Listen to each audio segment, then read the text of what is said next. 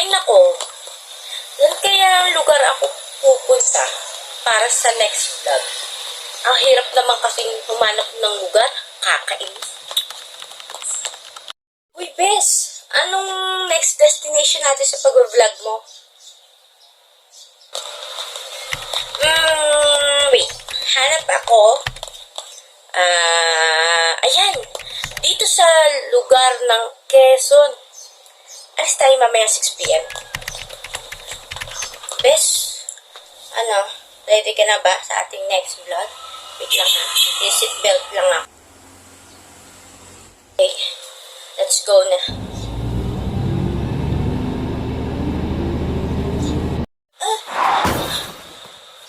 Ito ba yan? Ito ba yun? Nakabangga ba yata tayo, Bes? Wait lang.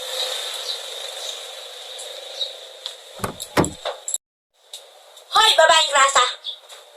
Huwag kang parang-harang dyan! Mas ka dyan! Nagpabangga kayo. Grabe yung babaeng yun. Kung hindi siya parang-harang, hindi siya nasa gasa. Kakainis. Bakit ka ipapagamot yun? Pakalam ko sa kanya. Tara na nga! Kakainis naman.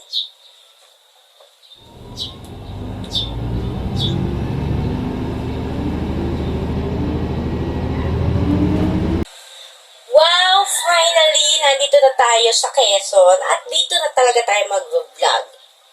At, teka, ito yung babaeng grasa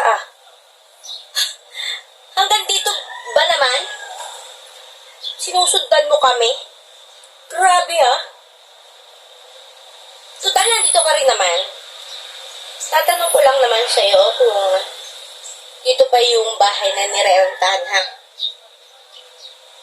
Tumabi ka nga dyan. Ganda-ganda Nakakapangit kasi dahil naandyan ka. Tara na, Bes. Saglit. Ingat kayo sa bahay na yon. Mag-iingat kayo.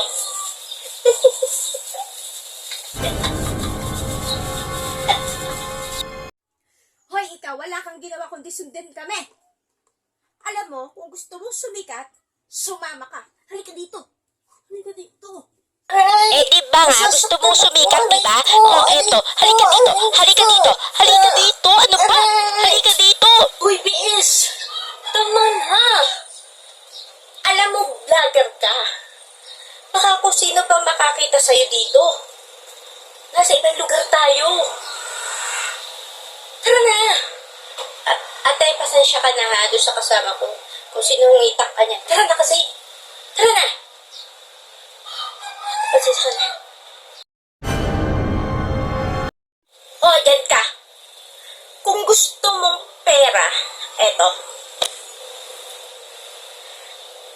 Dapat lang gagawin mo yung gusto ko. Yung awa effect para maniwala ang mga tao. Para marami din akong views. Mais yung acting mo, nakakainis ka. Go! Ate, tama na. Aray, sakit sa mata, ate. Ayoko magpa-picture, ate. Ay, alisin mo yan. Alisin. Ito na ang katapusan mo.